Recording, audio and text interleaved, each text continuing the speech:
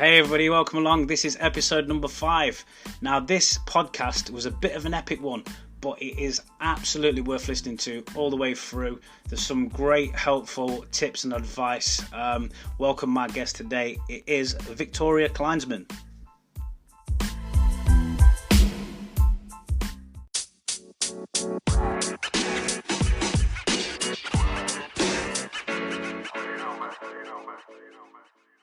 Hey Victoria, welcome to the show. Thank you so much for having me, Rick. I'm so excited to be here. No problem at all. It's great having you on. It's awesome. How are you? I'm good. I'm doing all right, given the circumstances. Life's still pretty good. I've sort of made the most of it, really. How about yourself? Yeah, same. I mean, it's easy for people to say, oh, I'm fine, and then not really mean it. But when someone asks me how I am, I generally answer with honesty, which is usually, I'm absolutely fine, thank you. And I'm sure we'll get onto this throughout the podcast, but it's, you kind of choose how you want to react, not how you want to feel, but how you want to react to what's going on around you. So I always choose happiness whenever I can. So we'll go more into that later. But yeah. Awesome. That sounds good. Sounds like you're full of positivity. So I know you bursting at the seams. That's it. So I know that you're a little bit familiar with the show. So you know what we're going to do. We're going to get acquainted with you. I'm going to throw some questions at you. So are you ready? I was born ready. Full name? Victoria McDonald, my real name. Okay. Age? 33. Just last week. I had to think about that. I thought, actually, as I was saying that one, I was like, oh, God, you're not really supposed to ask women their age. But oh, I don't. No secret. Moving on. Occupation? I'm a health coach. Nice. And what's your favourite day of the week? Sunday. Tea or coffee? Neither. Favourite film? Oh, that's such a hard question. I watched one last night called The Gentleman, and it was hilarious. So I'm just going to choose that one. Oh, God, I want to watch that one. It's really funny. Yeah, no, that's one that's on my list. Weirdest thing you've ever eaten? Sea urchin. Those spiky things. Yeah. Okay, I've never had one of those. They it do was look vile, weird, though. Don't bother. Okay. Like, literally, don't waste your time. There you go, then. That was helpful. Which Friends character are you? I've never watched Friends. Do you hate me now? I'm not going to say I hate you. That's a strong word, but I'm a little disappointed, I've got to admit. I don't know, I really don't know. It's fine. Silver or gold? Ooh, silver. And final one, what's your greatest achievement? My greatest achievement is starting my own business and actually helping people. It feels so amazing to be able to help people feel good about themselves. Awesome. Yeah, it sounds good. I mean, so that's just linking back into your occupation there. I think because I know there's so much that we can talk about. There is. Yeah. Let's try and squeeze it in. Try and squeeze that in. So if you just give us a little bit more about your occupation, let us know what it is you do, and I suppose we go from there. Of course. So I'm a certified transformation coach. So I've studied psychology, the science in nutrition and spirituality, and then took a test, and then I was a certified coach, and that was only last April. So I'm still quite new to the game. Yeah. And then since then, because of my own story, which I'm sure we're going to go into, I've specialised in binge eating and body confidence because that's something I've struggled with my whole life. Yeah. So my title is a food freedom and body image coach. So I help women end the diet binge cycle for good and actually make friends with their body, because it sounds quite simple from the outside, but I'm not discriminating men either, by the way, but because my focus is mainly women, just taught from such a young age to dislike ourselves and buy X, Y, and Z, because then our lives will be better. And it's unfortunately it all comes down to money and marketing. Sure. And so, women grow up disliking themselves. So then they start to diet. And then, of course, diets don't work. Well, diets work until they don't work, right? Unless you can stay on a diet for the rest of your life. Yeah, exactly. To, fall off the wagon, especially if you have an A-type personality where it's like all or nothing. A lot of my clients are Like me. A-types. Is that like you as well? You're either doing it good or you're not bothering. Yeah, I'm kind of like 100% or nothing a lot of the time. I'm trying to balance that out. So yeah, that's definitely why, you know, I wanted you on the show. You know, I understand completely what you mean about doing it for women. I know there is men out there that have the struggles, but I suppose the majority is women, and through the media and things like that, what you see, you know, I can see the pressures there. You know, I've got 2 women in my household, so I know the sort of things that they would struggle with.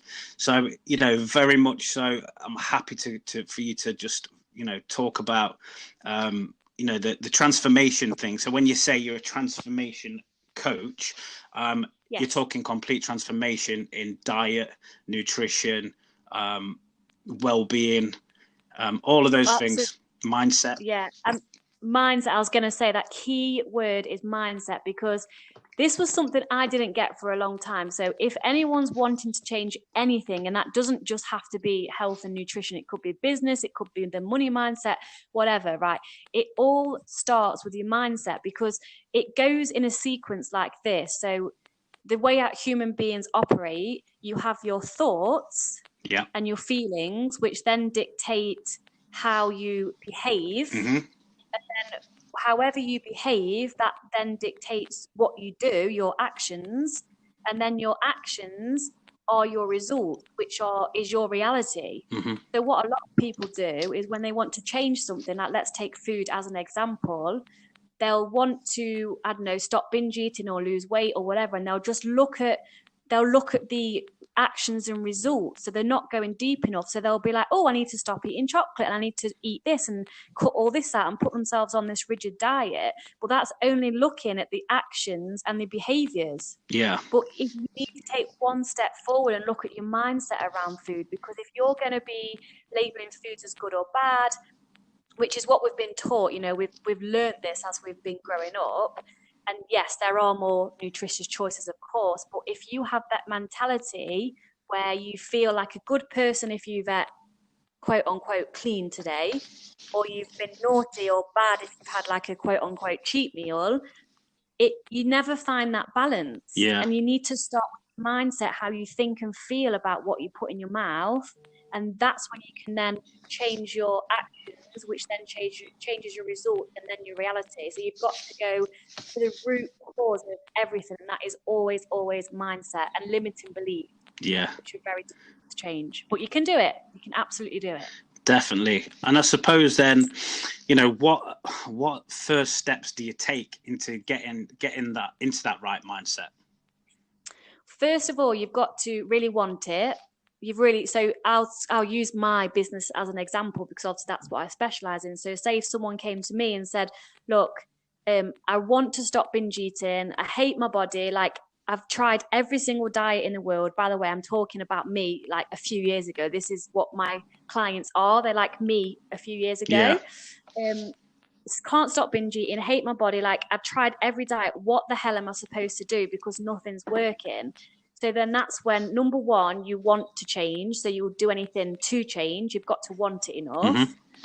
And then the first step to changing your mindset is changing your limiting beliefs. And this is the most difficult part, because a limiting belief is a story that yourself or somebody else has told you repeatedly. So for example, when we're growing up as women, we're seeing, you know, and again, the media are now targeting men more than ever, but I've stick to women as we're growing up from the age of probably, I don't know, I think 5 or 6. Now there's so many statistics that I think I wish I'd got the right link to send to you, but I read the other day that I think 6 and 7-year-old girls were interviewed and they would rather one of their family members died than them be called fat. I mean, what the actual hell? Wow. It just makes me like sad, angry. So as we grow up, we're getting images and messages everywhere we look, you know, subconsciously. So until we're the age of, I believe it's 6 years old, our mind as a child from 0 to 6 is in a wave state where we go as adults when we do a meditation. And that means everything that we see in our environment, everything we hear, it goes straight into our subconscious mind without us having any choice to say, oh, I don't agree with that, I'm going to dismiss that, like we do as adults. So from the age of 0 to 6, if all we're seeing is, you know, men lusting over a certain size and shape women on, you know, in films, in magazines, on TV, there's all these quote unquote perfect looking women. We've been bombarded with that. So even when we're not realizing it, we learn from our mums, our sisters, our, you know, everyone around us, that we're not good enough the way we are. Sure. And that becomes a belief. And so, you know, it doesn't happen to everybody. Like my sister, I don't know how, she obviously was living with me and was 18 months apart, so we're very close. She's thankfully never had any issues with food in her body ever. And I'm, you know, amazed at that. So, you know, it does happen to certain type personalities, again, that A-type personality, but a limiting belief is deep in your subconscious. So we need to look at changing those limiting beliefs, and it can be anything to do with money. You know, some people think, oh, you know, that's how the other half live, and they genuinely believe that they can never be rich. But why? Like, why, if someone else can be rich, why can't you? Because of your limiting beliefs. Like, there's a saying that I heard, and I apologize, I don't know who was the wise person that came up with it, and let me try not to kill this saying as I'm thinking what it is. It says, let me just think about this. Your limiting beliefs are the glass ceiling of your potential. Sure.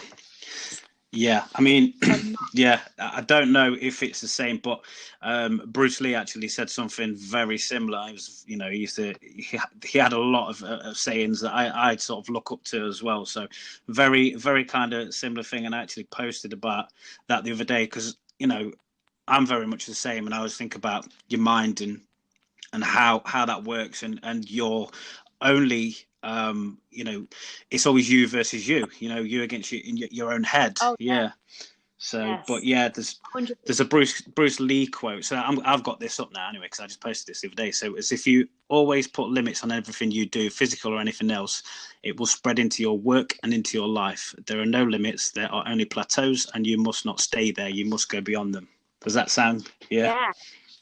It's 100, and you know, people, we also are a product of our environment. So as adults now, as conscious adults listening to this, it's up to us to decide where we want to go now. And all these limiting beliefs, all this environmental stuff that we've had, that's part of our story, and we can decide to work through and create ourselves new beliefs to move forward. So I've created, in fact, if you would like to share this in the links of the podcast, I can offer your, I was going to say your readers, your listeners, I've created a worksheet, which I'm really proud of, called Stories. And it's a step-by-step way of actually changing your limiting beliefs. Yeah, definitely. Share that. I can put a link to it on the bio, but I could also put it on the website as well. I could put it in the blog. So I've got a blog section of the website, and we can put that stuff in there because this is great. You know, this is the kind of stuff that people want to see. You know, they want to be able to change the behaviors and their mindsets. So definitely, it's hard. I mean, it is hard, but I'll tell you just a few steps now off the top of my head without looking at the sheet that I created. But step one is to recognize that you have limiting beliefs. So, I mean, some people aren't even aware. Like, I laugh at my auntie, like we joke about it, because whenever you say, oh, do this on your phone or get this, oh, I won't know how to do that. And she automatically dismisses it. She doesn't even know. She's not even tried, but her automatic reaction is, oh, I can't do that.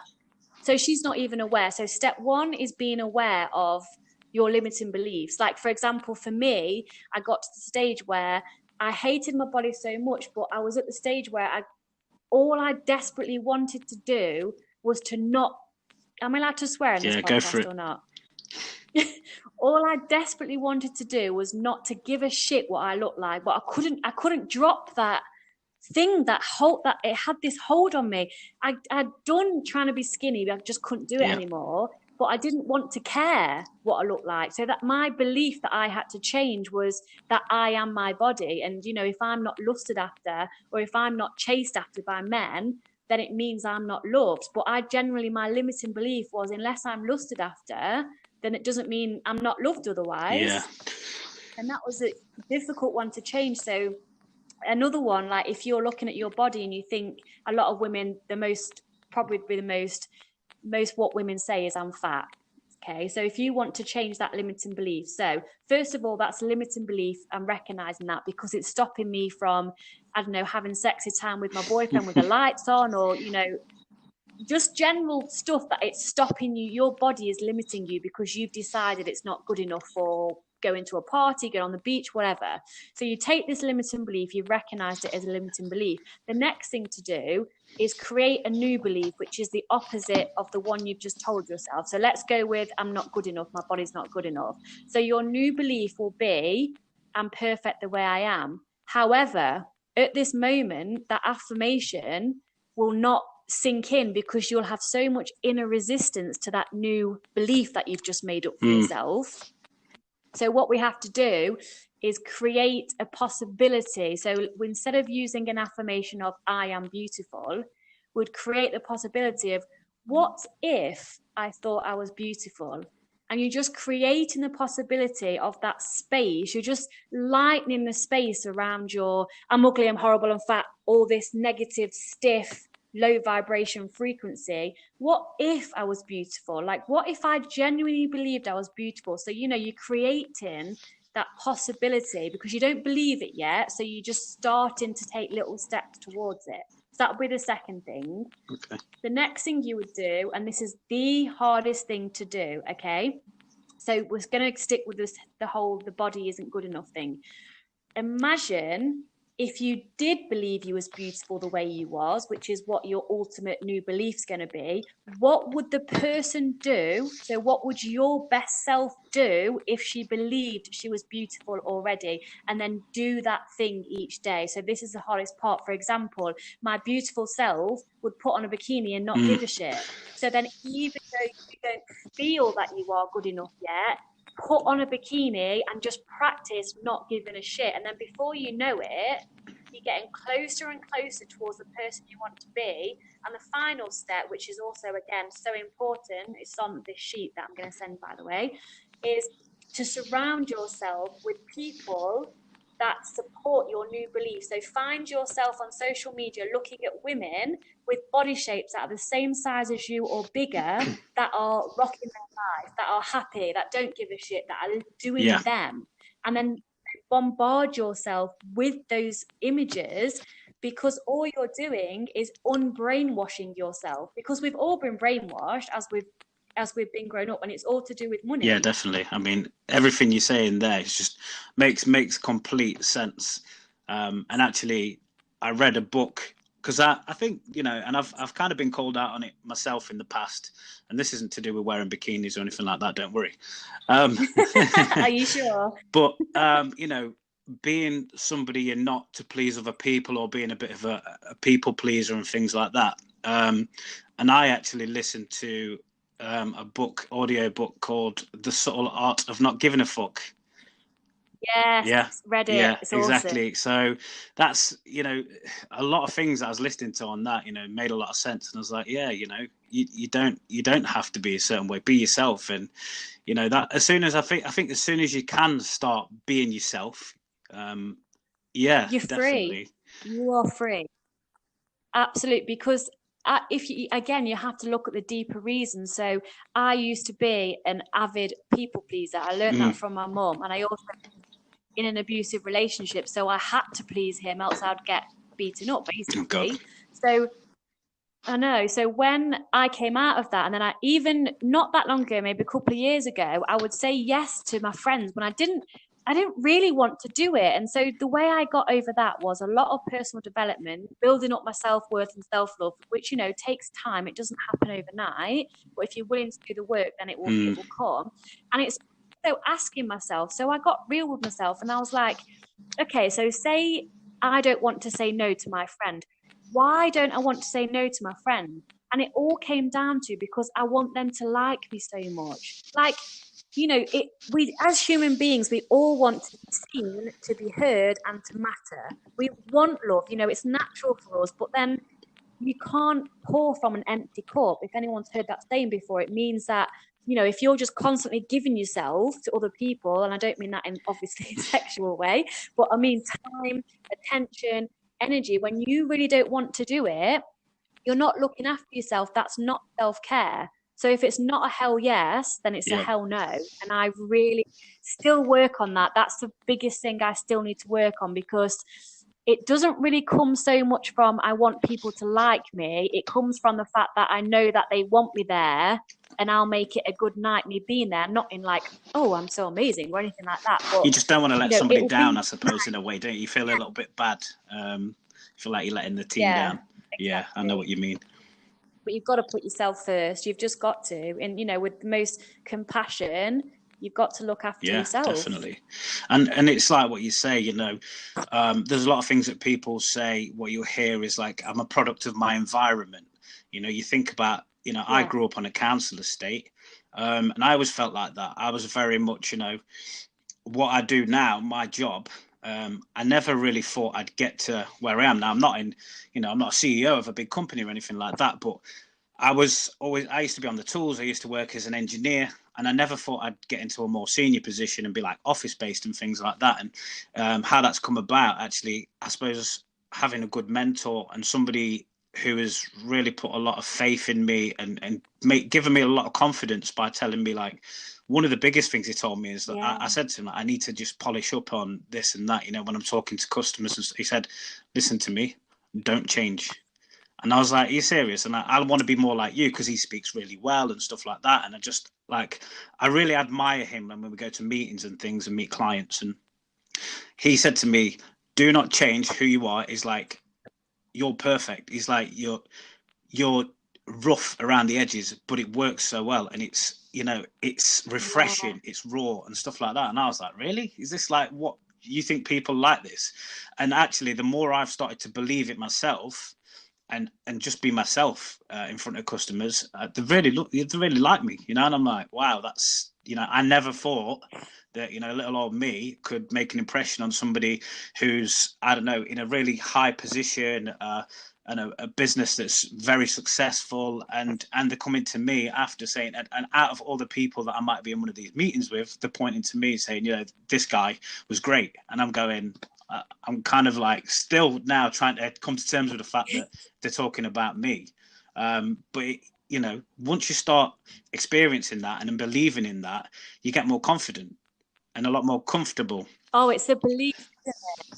Yeah. So amazing that you had that mentor to believe in you, because that's like, as a coach, I believe more in my clients at the beginning than they believe in themselves. But I know every single person on this world is born for a reason. Like, without getting, you know, I'm not religious. I'm very spiritual, but without even getting into all that, because I know a lot of people aren't. Like, why do you think you're here? Just because, you know, just random? It doesn't work like that. You are here for a reason. So everything that makes you as an individual, like you said, rough around the edges or quirky or anything that you probably don't like about yourself, that's what makes you unique. So, like, it's funny, like, everyone wants to try and be like everybody else, but how boring is that? I mean, the world would be a boring place if it was all the same. Exactly. So if people showed up in the world authentically as themselves, the world would be a better place, and they would also give permission for others to do the same. And it's the simplest thing in the world to be yourself, but it's one of the hardest things to do. Yeah, definitely. So I think we all kind of lack that belief in ourselves. You know, whether you're female or you're male, whatever it is, whether it is your body or in your job or relationships and all that kind of stuff. So I think, you know, your advice will come very handy for all walks of life. And we're definitely going to put some stuff up on my blog for that. You touched upon something that's quite serious, and I don't know how much you want to talk about it, but I know you're very open about things, and, you know, abusive relationships. I suppose there's a lot of people, a lot of women, and I suppose men now as well, that are in these relationships that, you know, don't want to be in them, but are scared to get out of them and make them steps to sort of break free and stuff. Are you okay talking about that? Absolutely, I'm completely at peace with it all, and I can help people that don't understand, because if I hadn't been in that position, how people look into, say, a woman's being abused by a man, and the outlooker will go, well, Yeah. why don't she just leave, like just leave the relationship? Okay, I have been there, and I'll backtrack a little bit in a moment to tell you how I ended up there. But I have been in the middle of a seriously abusive relationship. I've left that person, and then I've gone back to that person. And I explain why. But to do with psychology, that's because, again, our subconscious mind doesn't like change. So even if your reality is abusive and horrible, your subconscious mind thinks, well, at least I'm kind of safe because I know this. It doesn't like the unknown, which is whenever you try and leave your comfort zone, it's the hardest thing to do, because all your old identity is going, come back to the sofa, because that's all it knows. It doesn't like to be uncomfortable. So when I left, my subconscious mind missed the abuse. It's so fucked up, and I'm sorry to swear, but it because It's okay, by the way. I'll I've got backtrack. on So was that? on my podcast, it is listed explicit content, because you just never know. So I'd Oh, rather God. it be that way. Sometimes I need to swear because it helps with my Yeah, no, cool. I emotion, come if you from a know what I background, mean. and all my family swears and stuff. It's very much That's a thing. Some of my family put swear words in the middle of normal words, so it's absolutely fine. okay. We're all good on this subject. Okay, brilliant. So, I'm going to try and be a really quick story so people also really know my background as to why I am in the Okay. position I am in now too. So when I was 9, I started dieting. When I was Wow. 9 years old, copied my mum. Then I was anorexic when I was 13, so I took it too far. I was completely messed up with food, and I was anorexic and Yeah. extremely ill. And if it wasn't for my mum noticing me hide, because when you're anorexic, you hide stuff, you lie, you pretend you've eaten, you wear baggy clothes. Like, I hid it quite well, but my mum knew me so well, so she Mm. noticed straight away. So she got me the help, although I didn't want the help. I think I told her I hated her and meant it at one point, because I used to get force fed and weighed at medical weigh-ins, and that was a horrible time. And then I got force fed, so I put weight on. So, quote unquote, I was like cured, if you like. But obviously, you completely forget your brain because it's actually a Yeah. mental illness. So, she actually used I was so blessed and lucky to have my own horses when I was younger, because I've rode horses ever since I was 4 years old. So she used my horse against me, and that was the only way that I managed to eat. So I guess that was a Mm. good thing, really. Anyway, so I put weight on, and then again, I always had a bad relationship with food, but I was still forced to eat. Fast forward a few years, when I was 16, not 16, sorry, 19, I met this guy who was 34 at the time, and I was only 19. Um, and I fell in love with this guy, and then that turned into a 6 year mentally, physically, emotionally abusive relationship. I didn't go to my sister's wedding. I didn't see my mum. I didn't know my sister was pregnant. She had to tell me by text message, which he kept and controlled my phone. So he told me like a month later. Oh, it was, I'm not, everyone has a story. I don't want to sound like a drama queen, but it was No, it sure. was I mean, awful. what you're saying, I'm sure it will resonate with so many people, and I've seen the story myself. There's people that I know that have been through the same thing, and the things you're saying are exactly the same, really. So, but yeah, just continue. I'm sure people might get a bit of peace from it, and hopefully, if anybody can sort of make that choice to break free from a relationship like this, just because of listening to this podcast, that's another person you've helped. So. Oh, I really hope so. I'll go into a little bit, not detail as in what happened, but detail as in how I was and why I was in the relationship. So, of course, I fell in love with him, and then it happens very gradually. It's not all of a sudden like, don't do that or I'm going to knock you up. It's not, it's very gradual. These people tend to be narcissists. They're very charming. They know exactly what they're doing. By the way, it's not their fault, because hurt people, right? And I have no anger, no blame towards this person whatsoever. I just feel sorry for him because he needs help. So it's up to us how we act. So his actions weren't correct, but it wasn't his fault. That's my opinion, and that's with me, who's even been in the abuse. So I still, he didn't know he didn't know how to. That's very noble of you to react see it in that life. way. Yeah, I think it is also because of the personal development journey I've been on, but it is hurt people, and everyone does something for a reason. And I believe everyone has a good heart somewhere. They do. It's just they've had to deal with things in life and they've not had help and support, and they end up. Yeah, and Sean, it's like you said, from a young age, product of their environment, product of what their parents may have put them through, and there's so many things that could have gone on that we don't know about, and and it's had that sort of impact. And continue. Exactly. Yeah, he did have a bad upbringing, so again, it wasn't his fault, it just was. So and then it happens very gradual, and then before you know it, Rick, it becomes normal. Like, honest to God, it was normal for me to get hit every day, just completely normal, like easy breezy. Wow. Like, that's just what happened. Most women probably listen to this if they're in the same situation. You just learn to let it happen and you don't retaliate, because when you retaliate, it gets worse. Even though they want you to retaliate, they'll try everything. Like, he literally hung my dog out a window, and that's when I did retaliate. Oh my God, it makes me angry now. Like, my poor little dog, he didn't drop her or anything, but that's the only way he would get me to react, because I just my brain went numb to it. I'm clicking my fingers off. I was completely numb. Like, he would literally abuse me and I wasn't there. Like, I suppose that's a mechanism, like my coping mechanism. It sounds mad to just hear that when you said that, like, it became normal to get hit every day. It just doesn't. It's crazy. But because I was 19 as well when I met him, I wasn't even an adult. I was still not a child, but I didn't know who I was. I was still. I know, when I always talk to my daughter, and I remember when I was 19, and I thought I knew everything, and but I was kind of full of confidence. I thought, nobody can tell me what's right. I already know, knew better than everybody else. And then, I've got friends that are older than me.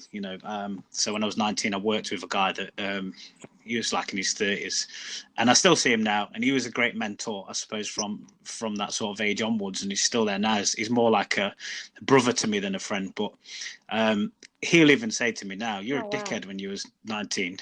And I'm like, yeah, I know. And it's like when you look back at the old Facebook posts or whatever, and you think, what the hell was I saying? That kind of thing. So yeah, you're completely right. You was 19. You still adolescent, really.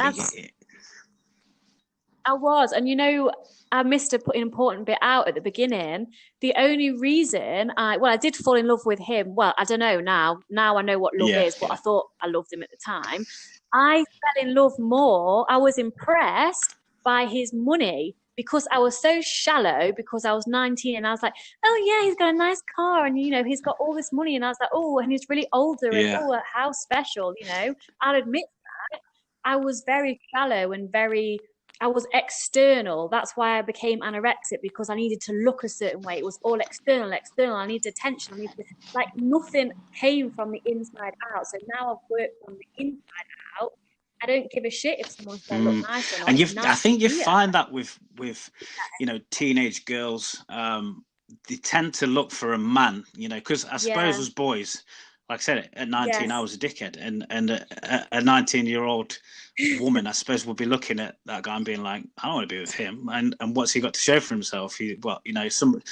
Somebody who's just hasn't got a job, spends his time playing on the PlayStation, smoking weed with his friends. Women want a man, somebody's going to look after him. And I suppose that I could see that draw. You see somebody who looks like he's doing well, he's successful, has got a nice car, all that stuff, all the money and everything else. So I can see why a woman would be drawn to that rather than a boy. Yeah, that's exactly it. And I always kind of wanted, again, I think it's because I wanted to be seen as something special. So if I had this boyfriend that, oh gosh, oh my goodness, what my 19-year-old brain was like. So anyway, I stayed with this guy till I was, well, it was 6 years. And then after about 4 years, I don't know if you want details. I don't want to like upset anybody or anything, but it's not going to be graphic. But what happened was when I managed to leave, I said I left and then I came back. The first time we was living in an apartment and in Repton, I know Repton. actually. I'm a Derby guy, so yeah, we'll go into this anyway after. So carry on. I don't want to spoil the story. Yeah. That's okay. And it was an above apartment, so basically he didn't, when he hit me, he never usually hit my face because people could see, so it was everywhere but my face. But then this time he lost it a bit, and anyway he hit my face, so he locked me in the apartment and took my phone and took the key for a few days. So basically I couldn't leave the apartment because I couldn't jump out the window because it was too high up, right? And he locked the door. But then on the third day he was on the phone when he was shutting the door behind him, and he didn't lock the door. And my heart still races now because as soon as I heard him drive off, I was like, oh my God, this is my only chance to leave. So as soon as he drove off, I literally just grabbed my little dog, ran out the door, ran down the street. It's all very blurry. And then I came across the hairdressers, I think it was. And I kind of exploded into the hairdressers and was like, can I use your phone? Like, well, I'm not sure how I managed to say it. It was in between hysterical cries, of course. And then I rang the police, and then because I hadn't had no contact with my mum or my dad, or like I was completely isolated, I had no friends anymore. My mum and dad were on holiday, but they came back straight away. But, at that point, I didn't even care if I died. I was like, I don't care. Wow. I just need to leave. So I left, and then I started to build my life back up. And then he had a restraining order and everything because he was following me. And then he managed to squirm his way back in, and then he said he's got anger management courses. He showed me a certificate, like he's this new man, blah blah blah blah. So I believed him, went back again. The same thing happened again, and then when I was 26, I was just sat in the house, and I lived with his older daughter. She was only a couple of years younger than me, and she was going out on a night out, and something inside me, and I know what it is now, it's my intuition, but I didn't know what intuition was. And I just thought, what the F are you doing with your life, Vic? Like, I literally talked to myself, like, what the F are you actually doing with your life? Like, take a look around, take a look at yourself. What are you doing? So I made a decision there and then that I wasn't going to put up with it any longer. So I messaged my mum in private, locked myself in the bathroom, and then made a plan to leave, and then just left. And obviously it wasn't as easy as that. But when he realized that something must have changed in the way I acted, because usually he would go to violence to try and scare me, but inside me didn't care what he did to me, and he saw that, so he turned the waterworks on and was crying instead. Yeah, sounds about right. And that was the first time I felt my own power as a woman. I thought I was a completely broken, destroyed woman because I had no self-worth. I turned to food this whole 6 years, and I was binge eating. And I was so overweight, and I was the biggest I've ever been, and I was so unhappy. But all I had in my whole life that brought me any pleasure was food. Yeah, definitely, and that's something that I suppose we'll come on to next. So that story there, I suppose that's something that people are going to be able to hear and think, especially if they're in that relationship. I think there is some there's hope. Definitely that, and I suppose Absolutely. One thing that I would say is that you can tell from, you was in that horrible relationship, just hearing those stories, it's disgusting, but actually hearing the way you speak and how happy you are, and I've seen your stuff on Instagram and that you're very positive, you've totally done like a complete U-turn. So you've probably gone from this miserable person in this relationship to now such a positive and happy person. So that even more so than, it's not just that we can get out of this, it's that you can literally change your life, 180 degrees. 100%. I use my pain as stepping stones, and anyone can do the same. And that's what thought leaders do. They use their story as stepping stones to help others. Not even, I wanted to say the word success, but to me, success is helping women, all men. I get, a few men message me and I help them too, but is helping women feel good about themselves every damn day, no matter what that involves, whether it's to do with the eating, their body image, their health, their fitness, because it's our birthright, everyone's birthright to love ourselves. And we're born these beautiful little babies and we don't give a shit. We walk around naked. We're not scared of anything. And we grow up and we learn how to doubt ourselves. We get told to be quiet. Children are seen, not heard. Don't touch that. Don't do this. We get taught how to question ourselves. It's like you say about the pain and stuff like that, which you've used for your stepping stones. I like that. That's something that I've heard, about pain and going through pain and how, you use them as, and the same as mistakes and things like that. You have to make mistakes in life. You have to go through pain, to come out a better person at the other side. So, oh God, you've got to fail forward is one of my favorite sayings. Fail forward, because if you're not failing, you're doing something wrong. Guys, seriously, I remember, even now when I go live, I'm like, oh, there's just me. Hi, me. I'm just going to talk to you all the time because one day I'm going to show up. I'm sharing my message. It's about just keeping going. You never fail unless you truly give up. And my past, I wouldn't change one thing, because for one, it made me a lot less arrogant, because when I was 19, I kind of, like you said, I thought I knew it all. I was very physically attractive and I had all the boys around my little finger and all, I believe that we all go through a path on purpose. So that was my learning, to learn how to be humble, to learn how to be appreciative and grateful. And I remember the first time when I left him and I went to a supermarket by myself, because obviously I wasn't allowed anywhere without him. And I was by myself in a supermarket and I was just crying with happiness, because I was free to just be a person. And that's when I got obsessed with the gym, because I've been anorexic, I've been very overweight and binge eating. And then when I left him and started to get my life back together, I found the gym, and that was my new obsession, because first of all, I was like, wow, I can do this for me. It was my thing and no one can take that away from me.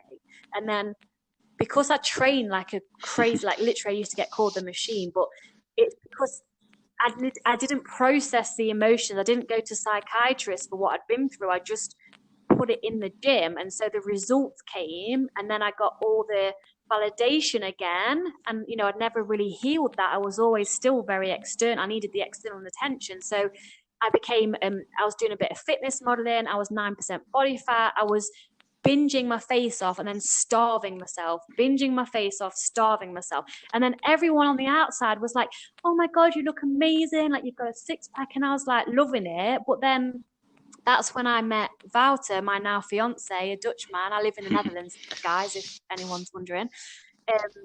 And when I met him, I was very much in the midst of that starve binge, but I managed to have like this small lean body. And I met him, and you know, again, everything happens for a reason. There is no coincidences. I was on holiday in Egypt with a girlfriend. He was on holiday by himself in Egypt. He just took a break from his business. We met at this huge resort, which if me and you, Rick, went, we wouldn't even bump into each other. It's that big. So me and him met. He then flew to England every single weekend for 2.5 That's nice. That's good. months to see me. Well, at least you know he's keen. I was like, oh, this guy's serious then, okay. And then I moved over here because I was in a better position. I didn't really love my job at the time, and I'd just moved back in with my mum because I was renting a house and I didn't anymore. So I was in a position to move. So I, again, followed my intuition and just followed my heart and just went for it. And then Wouter introduced me to personal development, and then my world changed. I was like, oh my God, I've not read a book since school and I've got all this stuff to learn. And then that's when I hired a coach for myself, because although I was extremely happy in my relationship with Wouter, I was missing home. I couldn't speak Dutch. I couldn't get a job because I was like, oh, I'll be fine. I'll just, but I'm not in Amsterdam. I'm in a really small place next to Germany. And people speak English, but you have to speak Dutch to get a job. So I didn't have a job, and then I was binge eating again, but I was binge eating more than I was starving myself because I didn't have the gym like I used to at home, like my routine had gone. And so I just piled the weight on again. And then I knew dieting wouldn't work. So I couldn't stick to a diet for longer than a day anyway, but at this point, because I just exhausted diets. And then I just got hired a coach for the first time in my life. I didn't even know really what a coach did, but I used to listen to a podcast, Binge Eating Recovery, a lady called Martina Robinson, who's in America. And I emailed her, and then we worked together for 3 months, and she's a spiritual life coach. And my life in 3 months, do not underestimate what you can change. Like even in one day, like you know, you can change your thoughts, your emotions in one day if you want to. But that's when my transformation happened. And obviously it's always ongoing because definitely. you've always got so much to learn, right?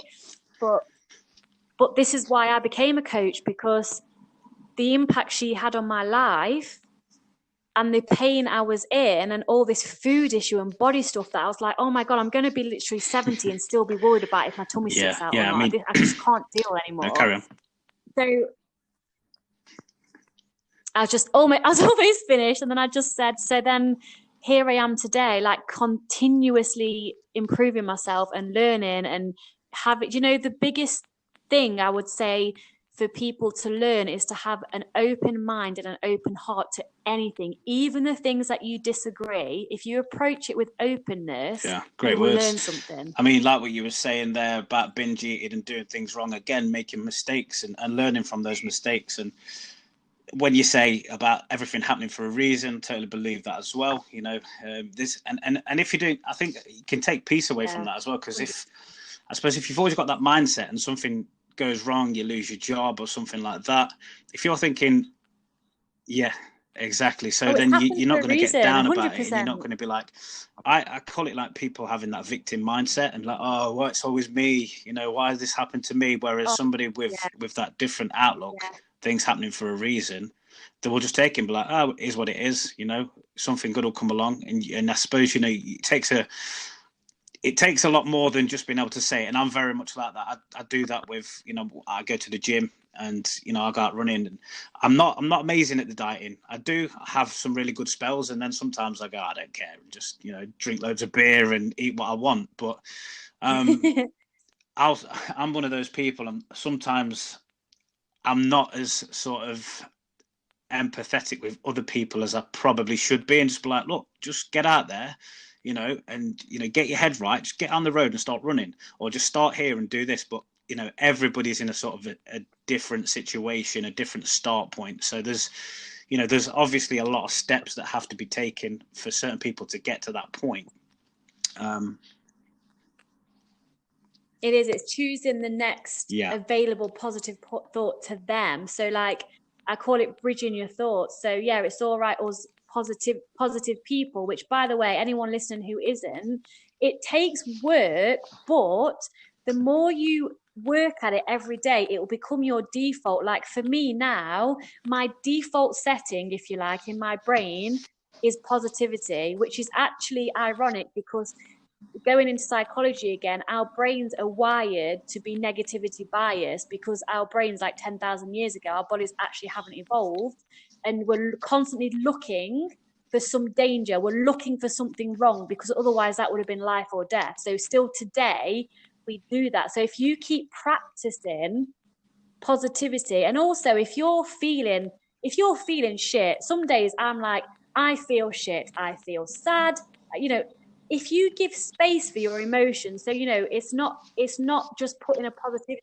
plaster on everything, like, oh, just smile and be positive, like what you're grateful for. That's like annoying when you feel shit. So if you just give yourself a few minutes or an hour, whatever you need to feel that emotion, say it out loud. I feel angry, I feel, or write it down. You're making space for that emotion to be, that emotion, and then let it go. And then it's up to you if you're going to stay in victim mode or be a victor and move forward. Because if you're in victim mode, you're only hurting yourself anyway.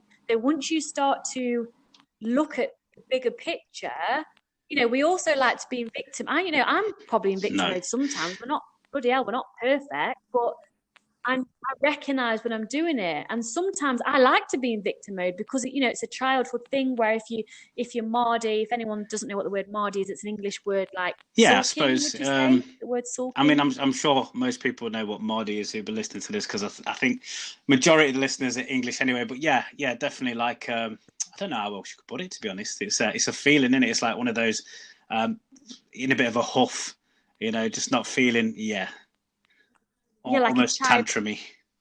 kind of childish way. So yeah, and so if you want to feel that, then feel it, but then it's up to you how you then proceed. So if you've got a negative thought, so say if you're like having a really bad day, what's the closest positive you can find in your day? Because I will sit here and argue till I'm blue in the face, or not, because I don't argue actually, so I don't know why I said that, but there will be at least one positive with everything.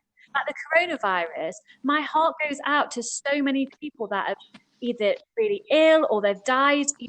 My heart really does go out to them, and I mean that with everything I have. But look at all of this positive stuff that's come from it. Like all these people that I'm seeing stepping up to help others and offer free content and free support and advice, and all the people that are supporting the older people. The communities are Yeah, coming yeah, together. It's definitely. so Yeah, it's we're seeing a lot beautiful. of that, I and think. it is amazing, and it does show. It goes to show that there's a hell of a lot of good people out there, and people that are willing to come together and be a community. And I was speaking about this with Steve, who I had on the last podcast, and everybody's showing their support for the NHS, going out. We're doing a Thursday night. We go outside and we'll all clap for the NHS, and it is really nice to see everybody on the street doing it. Oh, But back to sort of what you were saying there, I think the thing that kept like popping into my head was like, sometimes it's okay not to be okay.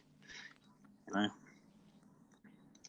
absolutely. Yeah, it's just your choice after you've felt that not okayness. Obviously if someone dies, you're not going to be like, "Oh, well, it's fine. Just be happy." You have to Yeah, make space for your emotions and go with that. But then ultimately, if you look at the bigger picture, like the coronavirus as an example, let's use that. Like also the art of letting go. By the way, there's a book called The Art of Letting Go, The Wisdom of Saint Francis, and I'm not religious at all, but that book is unbelievable.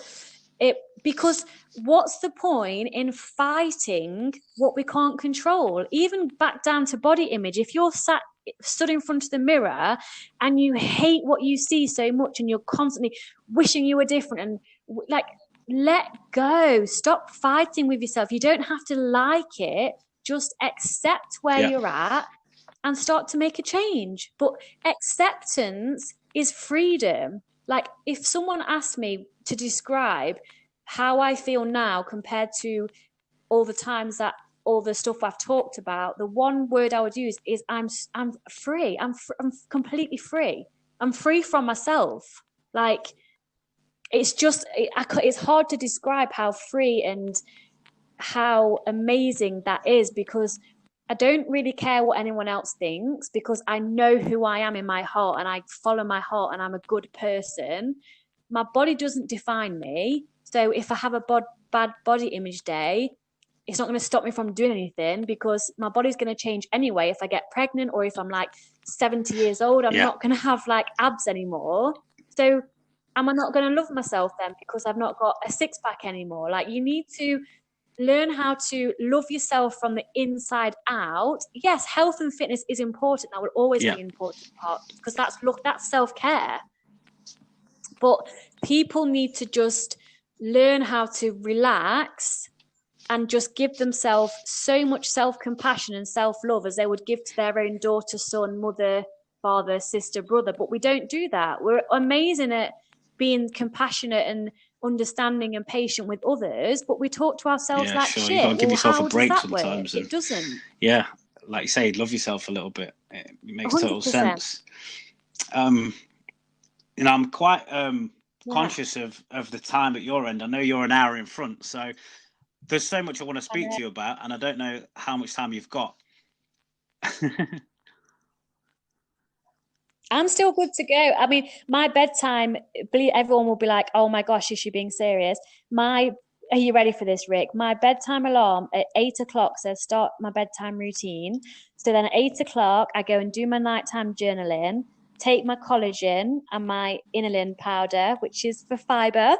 And then I do a meditation and I go to bed. However, my alarm goes off at 5 a.m. and I spring straight out of bed at 5 a.m. So that's why that's why, and I love my sleep. Like my body needs at least 8 to 9 hours every night. So I'm in bed for I do my meditation in bed. So I'm in bed for about 8:30. I'm asleep for 8:45, and then but it's for special occasions. Nice. You call it a special occasion. So yeah, I mean, if you're up early and stuff like that, I suppose you're making most of your day anyway. But it's like you said about that, getting sleep, little things like that. It's it's all part of. Yeah, it's very important. People underestimate that. Oh my gosh! How grouchy are you if you only get 5 hours? Me personally, I can get by on 6 hours pretty well. I'm not one of these people who are like, oh, I love sleeping. My wife is. She loves to sleep. She's probably knackered now because I actually woke her up in the night. Unfortunately, I was snoring. I had a couple of beers. No, not like that. But yeah, just it was one of them. She ended up going downstairs, but she's too nice. I was like, just wake me up. And she went, no, because I don't want to bother you. And she's just actually done a workout downstairs with my daughter as well, so they're quite on it at the minute. And her dieting's going really well. That's awesome that you do it all together. She's 15. Because your daughter will be, how old is your daughter? Oh, 15. So, at 15, she'll just be learning, as you know. Not that. Look at me giving parenting advice. I've not even got a try. She's made the decision herself. She's it's that time now. And I suppose she's like a competitive cheerleader as well. So with the lockdown and stuff, she's not been doing any of that. So, she's trying to be a bit healthier with her eating choices, get some exercise in. And, it's all good. I can't promote it enough. Mason, my son who's 9, he'll be doing all the little Joe Wicks workouts in the morning at 9 o'clock. So, yeah, we're all trying to be a little bit better. I've got to improve my eating. I've been doing some running. That's one good thing that's come from the coronavirus and stuff. So, because I used to like running, used to do a lot of running, and then with the gym, I was doing a lot of HIIT sessions and stuff, and I wasn't really doing any road running, but I'm starting to get back into that and starting to really enjoy that again. So enough about me though, because it's getting on. It's past your bedtime. I love to hear. I want to start talking. I want to talk a little bit. So you talked about binge eating, right? You're saying you was binge eating, and then you was just working like an animal in the gym, binge eating again. Was that like a conscious choice, or was that because I know, that's kind of almost like binge eating, because I'm going to try not to get down this rabbit hole because you'll have me on for another hour. So binge eating and emotional eating are two different things. However, a lot of people binge and emotional eat entwined like I did. So binge eating, if we're specifically talking about binge eating is a healthy, natural response to any form of restriction. So because I'd been anorexic when I was younger, and because I'd dieted for so long and for so many times, again, going back to the body, it hasn't evolved in over 10,000 years, probably longer.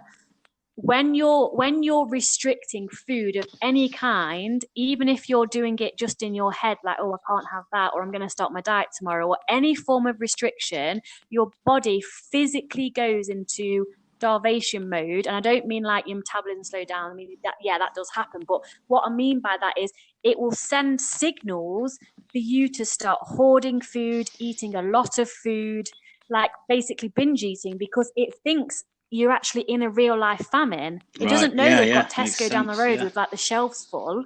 Your body doesn't do that. So because I was restricting so much and probably eating like 500 calories a day for like Monday to Friday, like no joke. And then also getting up at 5, biking 6 miles to the gym, training for an hour, biking to work, working, biking back to the gym, doing another session, biking back home, and eating like 500 calories a day. Fuel you to do that.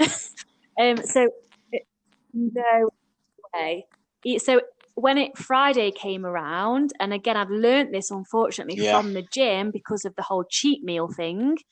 I took a cheat meal and made it into like a whole cheat weekend. So I would literally buy chocolate all week like I was a drug addict and like store it in this secret place. And it was like this sacred place. And then the second it was Friday evening when I got back from the gym, I would basically eat all evening Friday, all day Saturday, all day Sunday, chocolate, Ben and Jerry's, cookie dough, till I physically like couldn't move because I was so full. Yeah. And then I'd start starving myself again on Monday. Like, but then I still managed to keep my body lean, so people were admiring me, but I was so unhealthy. So when I got to that state, I couldn't just eat healthy because I turned eating healthy into a diet. So if I was quote unquote eating healthy, and then I would have like someone would offer me, I don't know, they'd have like a bag of crisps and offer me a crisp, and I took a crisp, I'd be like, oh my God, I've had one crisp. That means, therefore, I've got to go to the shop, buy everything I've not allowed myself to eat it all, and start again tomorrow. But then that used to be like daily. And so you need to, again, it goes to mindset. You've got to go back to your mindset and build a healthy relationship with food. And the only way you can do that, people are going to freak out, because my clients always freak out when I say this, is to allow all foods with no restrictions. And people will be going, no, because then I'll be like 100 stone and I'll be the size of a house and I'll never stop eating. Yeah, well, guess what? That happens for a couple of days or even a couple of weeks. I ate chocolate. All I ate was chocolate for 2 weeks straight, for breakfast, lunch, dinner, and tea. Right? And then something happened. I woke up after about 2 weeks and I was like, oh my God, I really feel like a effing green shake. Like, what the actual hell?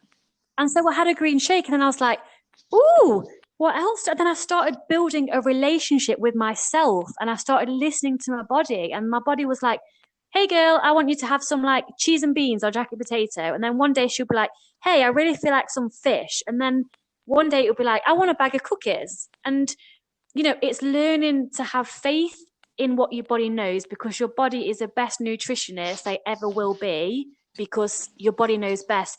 Unlike our brains are negativity bias, like I said, but our bodies want to be healthy. So they want you to be healthy. Yeah, definitely. So if you learn how to listen and eat, you know, you'll eat whatever you need. And yeah, sometimes you'll let your brain choose. And what I mean by that is, if you're at a birthday party and there's a cake going around, you know, unless your body's like, I need sugar, carbs, and fat, which you probably will a lot of the time. But if it doesn't, it's okay to have a piece of cake just because you want to taste the cake.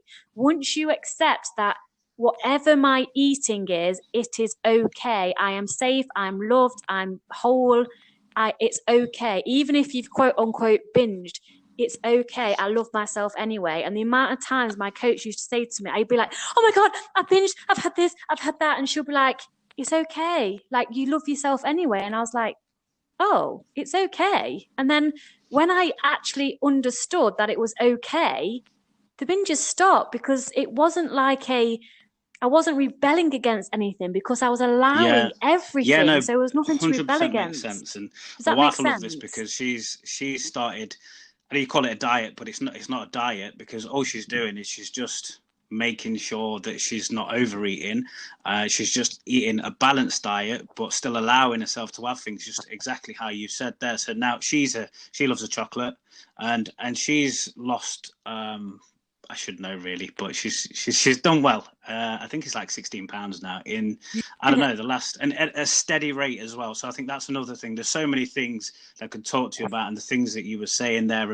But at a steady rate of losing weight, it's not all about those quick fixes. You know, I've lost like 7 or 8 pounds in a few days before, because I've just gone mad and been like, right, I'm going to be dead strict now. I'm going to run 50 miles and we do this, that, and the other. And you lose loads of weight really quick. But then I also put it on very quick as well.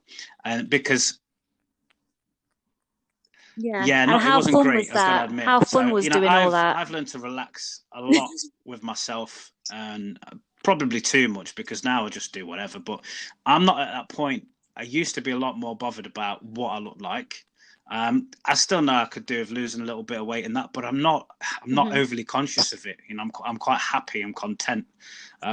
And I think, that's a really important thing for everybody to sort of be more like that. And like you said, allow yourself to have a treat. And this is one of the things that you said something right at the very beginning of the podcast, and it was talking about wording of things. And I started putting this into my podcast, and I started rewording things. So instead of using a word that sounded more negative, make it positive. So for instance, a cheat meal. So when I was training, I didn't even like using the word cheat because of what cheat represents. Yeah, cheat represents something bad, like a person, cheating on the wife or cheating at a game, that kind of thing. So I just changed certain words. I called it a treat meal because there's nothing wrong with that. But even a treat, if I'm going to counter argument that from my work, only because when my clients say, oh, I'm having a treat, I ask them in the nicest, compassionate way possible, are you a dog? And they say no. And I say, a treat is fine with maybe people like yourselves who aren't in that binge diet cycle where, it's very severe. So if I label things to my clients as treats, a treat means like it's still a form of restriction because you're not allowed treats all day, every day. So although this sounds completely counterproductive, and, when you've worked at your mindset and you're okay with food, where if you have a chocolate bar or if you have a salad, you just both like, meh, that was nice. You're not judging yourself. Only when you're in that position can you then do what you guys are doing and make healthful choices on purpose without going crazy. So like if I go out, next year we can't go out to eat anywhere. Like when we're allowed to go out, I'll look at the menu and like, I love a good burger. So what I tend to do is like order a burger and the chips that come with it. But then I'll think to myself, I've not had any veggies today. So I'll order veggies as well to get my veggies in because I want to nourish my body, not because I'm trying to diet and I've got to have veggies instead of, it's where you're coming from. Where's your mindset? Like, definitely. How are you thinking? So you shut me down then. Shut me down. That treat meal. I'm not going to use that anymore now. No, it's fine. No, it's honestly, it does make sense. But in my head, I was like, this sounds better. And there was other words I was using, and I'm talking. This is a couple of years ago, and I was saying these things. But in my head, it was working because I was using certain things that was not negative, not like a negative sounding word. It sounded more positive to say. That's where my sort of thought processes were. And I suppose that's what it is. We're all individuals, so we all have to find those little things within ourselves that make us feel better about, what we're doing. And, that it is okay to have a chocolate bar or whatever it may be. You don't have to punish yourself, because that's the other thing. I would kind of punish myself a little bit in a way and be like, oh man, you've eaten that now, so now you're gonna have to work harder in the gym. Or it's just like, it's just, you need to go, well, so what, we just carry on tomorrow and just start eating normal again. I love that. So what? And I'd recommend, like, for someone like you, for example, is, say if you're sat and you're deciding whether to have a pizza and some beers or not, it's about taking all of that power back for yourself. So you can sit there and be like, is the pleasure and the environmental pleasure of eating this pizza and having this beer with my wife or friends or whatever worth more to me than it will be maybe not getting one step closer towards my goals for a week? And you know what? The answer can be yes, and that's absolutely fine. So own the hell out of your choice. Own that pizza and that beer. Tomorrow definitely. You might feel not great, but then own your decision, because you're allowed to eat pizza just because you want to eat it. So it's about, again, taking the power back and owning your choice. Like taking a second to ask yourself the question and just checking in with yourself. Like I literally talk to myself like I'm two different people in a like non-psychotic way. I'm like checking in with myself, like, hey baby girl, how you feeling? What do you need? Like, it's okay, sweetheart. Like if I stub my toe, I'm like, oh, I'm sorry, little toe. Like whereas I used to be like, oh, you silly twat. Like I used to literally speak to myself like shit. Yeah. So it's just like owning your I think with decision. myself, and like personally, my thing was I'm very like an addictive personality kind of thing. So I had this like like I was saying to you at the beginning, like very Yes. much all or nothing. So I suppose for me, it was about letting go of that and being a little bit more. And even if I do go all out and go, right, stuff it, I'm going to have these beers and a pizza or whatever it is. I don't beat myself up now. Like before, I would be like, I'd go. Yeah. What I would do is, and this is why I had to Oh, turn it off, was that there was no balance. So if I did that for a day, I might carry that on for a week because I'd go, oh well, you've done it yeah. now, so that's it, and I kind of beat Yes. myself up about it. Yeah. Like, what's it matter now? You've just all that hard work you've done, and all that good eating what you did through the week. You've just wrecked it. So then in my head, I'm going, what does it matter if I eat crap again today and tomorrow? So there's a lot of that in talking yourself into Yeah. these bad ways instead of just 100%. being like, yeah, it's cool. Look, so what? Yeah. We need to be happy. We've got to have some enjoyment, and definitely doing like trying to stick to these very strict diets. I've Exactly. done like the no carbs thing. I've done so many different things in my time, and I've always found that I've ended up like having a massive blowout or just feeling miserable on it or feeling weak even. So I used to do boxing. Yeah, I used to do boxing, and I was Yeah. doing With no boxing. energy. I was like losing weight quick, but I'd cut the carbs Wow. out and stuff like that. And it actually got to a point where I was doing these boxing classes, and I could tell like, I'm not punching the bag as hard. Like nothing's, it's because I've got no power in me because I've got no Yeah. energy to use up and stuff like that.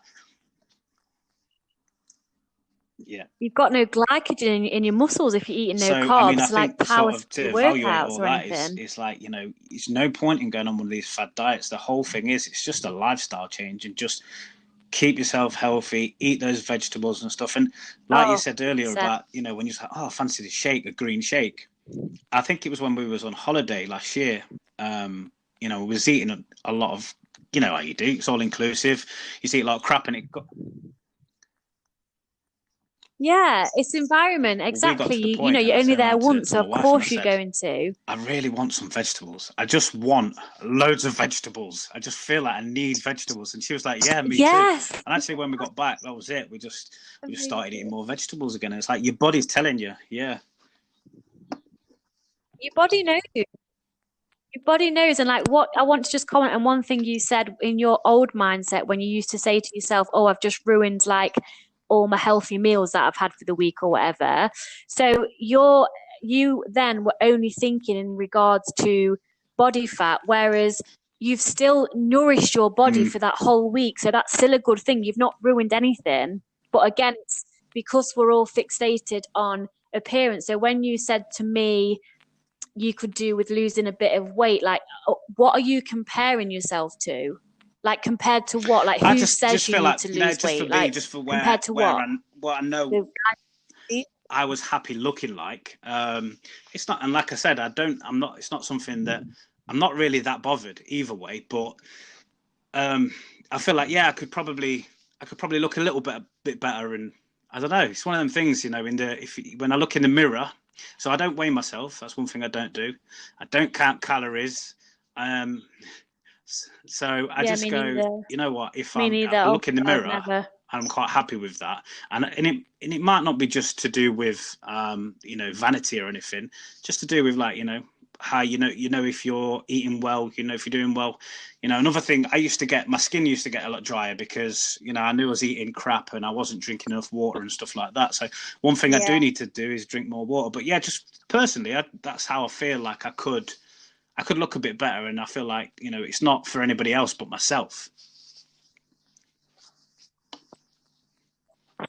That's the most important thing. And again, you mentioned a lot about how you feel, and that's so important. Like, so you feel really fit and healthy and lean and strong, but like maybe a Yeah, little bit definitely. leaner than what you are. Yeah. So it's about how you So feel, it's isn't it? always nice to More sort than of look at anything. yourself, think, oh yeah, you're I just looking a want bit you trimmer to, there. Your muscles are sticking out a bit more because, like that's something I've always been a little bit up and down, and with my weight, yeah. I don't fluctuate too much. Quite lucky like that, even if I do go on a bit of a mad one. But yeah, just for me really, and I do feel I suppose a little bit more confident. But I don't at the same time give a shit as Yeah. much now as what I would have done if I took my top off. There was a time I remember where we'd go to friends' houses where all the lads would have the tops off. We was having drinks and stuff. And I wouldn't take mine off. And now I guarantee if it was normal, if we weren't locked down, we'd have probably had a barbecue around somebody's house. And yeah, my top would have come off, and I wouldn't really care. And even if somebody, as lads do, go, "Oh yeah, you put a bit of weight on me," I'm like, "Yeah, well, I'm happy, mate." You know what I mean? It's all paid for, that kind of thing. Exactly. Yes. Health isn't just physical, it's mental, definitely. emotional, spiritual as well. And like one last thing I want to say about a language, if anyone's interested in affirmations, and obviously you know what affirmations are, like telling yourself what you want in the future or you want to be, you need to use positive words when we're saying affirmations. So instead of saying I want to be debt free, that's still got the negative word debt in there. Okay. So you say I am financially free. So it's like, instead of saying like I want to lose weight, you would say I release fat easily and effortlessly, because if you lose something, your subconscious mind will actually try and find it for you. I've lost my keys. Your subconscious mind's like, oh, where are your keys? I've lost weight. I know this sounds stupid, but your subconscious mind is like, we need to get that back because she's lost it. So if you're releasing something, you're just letting it go. So language you make is so much just sense. And I knew this was going to be a struggle to try and keep it and cram it all into one thing. So no doubt I'm going to probably ask you to come back on the podcast. I'm going to definitely start wrapping up. There's points that I would love to. we definitely could have got onto, but it's getting on to 9:30 where you are, and I can't let you escape without doing the quiz. Tell everybody listening that I'm holding my hands up, and you'll see how awful I am at general knowledge. So I'm just going with it, but I'm not scared. So hit me with it. Listen, you never know. You never know. I've got to say though, Steve, who came on last podcast, got 5. He's in the lead. Wow. And, it was pretty good, to be honest. And he had 2 space questions in a row and got both right. So okay. Let's see if I can get one right. Okay. So, as I always say to people, if you don't know the answer, just say pass and I'll move on. Okay. If I fluff anything with me trying to read the question out, I will also give you a little bit of time at the end. Some questions are a little bit longer than others, so I might be a little bit kind and give you a bit more time. Okay, let's see. Right, if you're ready. Ready. Okay. What natural law did Isaac Newton discover in 1684? Gravity. Well done. Should you misbehave, a court may issue an ASBO, but what does ASBO stand for? Oh, pass. I can't think quick enough. Who plays Batman in the 1989 film of the same name? Absolutely no idea, pass. In motoring, what does the DVLA stand for? Driving. Pass. Which river is the longest, the Nile or Amazon? Nile. Well done. In which British city might you find the Bullring Shopping Birmingham. Centre? Well done. Jamie Bell plays the title role in the story of which working class ballet dancer? Pass. Mark Zuckerberg founded which social network in February 2004? Sorry, I've messed up with my questions. Which singer known for the songs My Way and New York, New York died in 1998? No idea, pass. That's it, time's up. I was about to start reading. I'm going to give you another. Give me I'm just going to give you one more because I was really bad there. That was really bad. Because I had old questions that I nearly brought up. Okay. I'm going to give you one more. Okay. Are you good at film? Biology, maybe? Okay. All right, well, this is a film question, so let's see what you get. Tom Hanks plays 12-year-old Josh Baskin in which 1988 film? If you could see my face right now, no, don't know. Pass. Right, okay, that was big, that last one. I've actually seen that. Yeah, it was a good film. But, you did pretty well. I was surprised myself. I think it was close. To me. I did give you a couple of weird ones there, but it's just what comes out, I'm afraid. You got the laws of gravity right. Yay. ASBO is antisocial behaviour. Ah, yes, because my best friend's a police lady. My mum and dad were police ladies, and obviously man. Who plays Batman in the 1989 film of the same name? That was Michael Keaton. No, I don't. DVLA stands for Driver Vehicle Licensing Authority. Yes.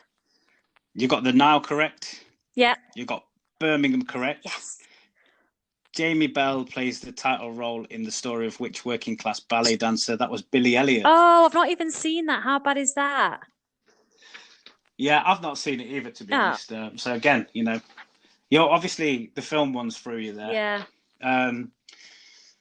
It was Frank Sinatra who died in 1998, My Way in New York, New York. How was it? So it was a decent effort there. You got 3 altogether. I did better than Aaron. Ha ha.